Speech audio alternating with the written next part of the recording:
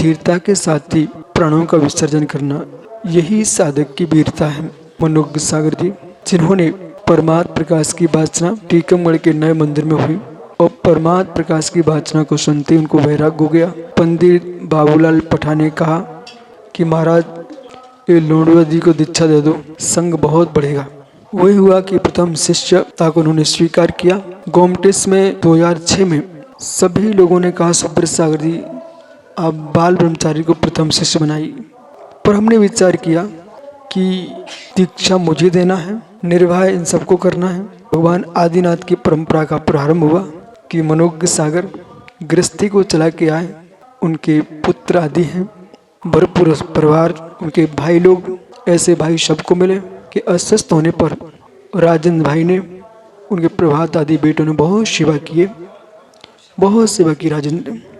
उनकी भावना थी कि सम्मेशकर में मेरी समाधि हो। दीक्षा गोमटेस में और संलेखना जो है सम्मेशकर में हुई।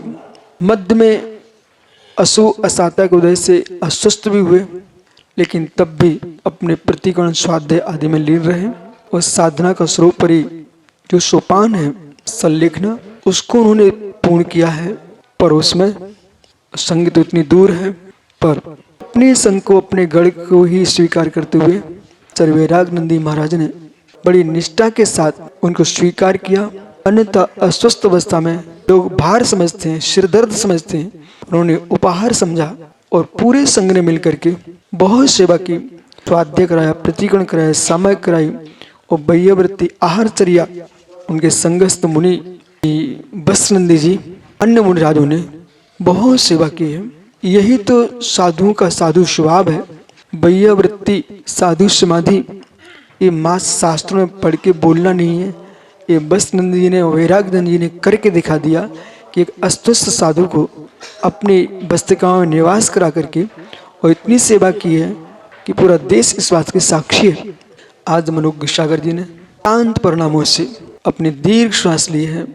उनकी यह साधना, इस दीर्घ तपस्या 2006 से आज तक 20 वर्ष तक की साधना का फल समाधि को प्राप्त किया है। उस भूमि पर अनंत अनंत मुनियों ने सिद्धि को प्राप्त किया है, 20 तीर्थंकरों निर्वाण को प्राप्त किया है। ऐसे शाश्वत भूमि सम्मेशकर में संलेखना वीर मण को प्राप्त किया है और वीरता के साथ वीर कुल उनकी मुद्रा शांत थी।